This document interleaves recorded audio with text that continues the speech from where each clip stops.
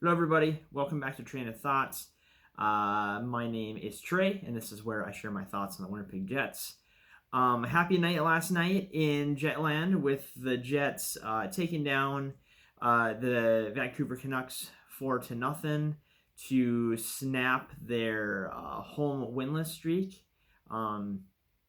The Jets have won 10 straight now against the Canucks, which is kind of crazy to think about. Because even though the Canucks have been down, they're still a decent team, and they're,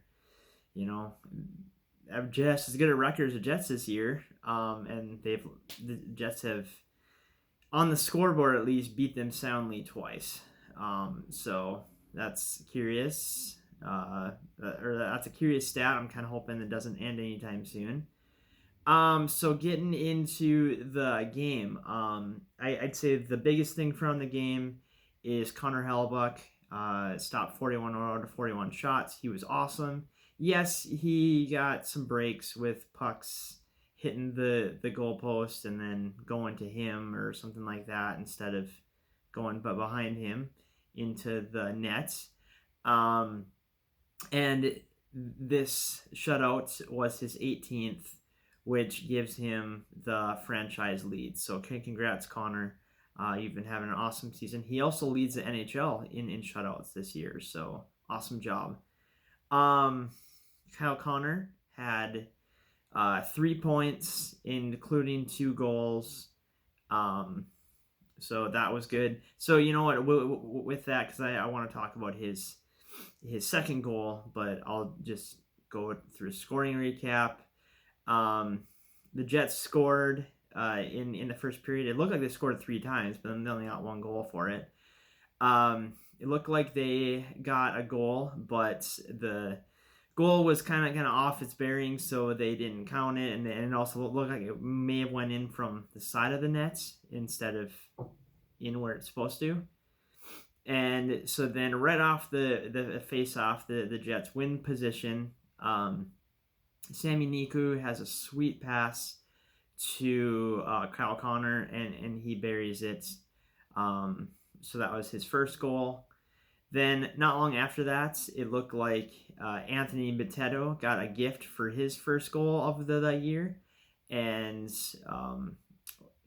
fired one in from the point. It went off of a Canuck defenseman and past Markstrom, their goalie. It just kind of slowly trickled in. The Canucks challenged it for offsides and won the challenge, so it's still 1-0. And then later on in the third period, Jack Roslovic got a breakaway goal for his 8th goal of the year. He only had 9 all of last year.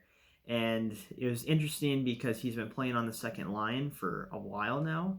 And he got moved down to the third line, and Andrew Kopp went up to the second line to kind of establish some more defensive presence. And Roslovic, by going down, gets a goal. So that was awesome. So it was 2-0 after the first period. Then the Jets were on a power play going into the third period, and Blake Wheeler, it looked like, I don't know if he was trying to do it, if he was trying to pass or trying to trick him, but he just kind of softly hit one in, and Kyle Connor was screening him, and it got through Markstrom, got through another defenseman and Markstrom, and it's 3-0 Jets, and that was a power play goal. And then later on in the game, very late in the game, the Jets got an empty netter from Kyle Connor, where it was him and Mark Scheifele kind of playing, hot potato or something like that. And Scheifele pretty much stopped right in front of the net with the puck and said, "Here, Connor." So that was nice of Scheifele. If Scheifele would have scored, he and Connor would have been tied for the team lead in goals, but now he is 2 behind Kyle Connor. Kyle Connor has 24. Scheifele has 22. Another crazy thing. There's a lot of crazy bounces in this game. A lot of them did not go the Canucks' way. Patrick Laine did have a chance at an empty netter, and he hit one from, 3/4 of the way down the ice, and somehow it went off the corner of the post and stayed out. It looked like it was a sure goal, so a little bit of a bummer for him. But yeah, that's a scoring recap. As I talked about, the Jets scoring that power play goal, they went 1 for 3 in the power play. Obviously, since the Canucks didn't score, they were perfect on the penalty kill, and they had 4 chances, so that was great. Kyle, some other people I got on the score sheet. Patrick Laine had 2 assists. Carl Dahlstrom, who was in the game, replacing Dmitry Kulikov, who is hurt, and Tucker Pullman's also hurt. He got an assist, his first of the year, but later on in the game, I think he left in the second period or in between periods and didn't come back out for the third period. So hope he's okay. Man, we're losing defensemen left and right, but still get a shutout, which is crazy. And then Sami Niku got his first assist of the year. So fans have been screaming for him to play. He's been screaming to play, and he looks good out there. I mean, he's a good player. Just yeah, hopefully that there's not any dissension between him and the team because of how things have played out. Another crazy thing from that first period, when there was that sequence of the Jets scoring 3 goals, only getting credit for 1, is the Canucks had a power play, and JT Miller of the Canucks had a breakaway, and he didn't score. And I have not seen a replay. I've been looking for one. I did not see it when it happened. I was at work, and I feel like I'm always at work when the Jets are playing, or at least for part of it. And I looked, and they were fixing the glass, and then they kind of said what happened, but I didn't see a replay. It's apparently he was frustrated that he didn't score, and so he hit a pane of glass and it broke. So that's not always the answer, but I don't know, it happens, unfortunately. So that's a lot of what I have.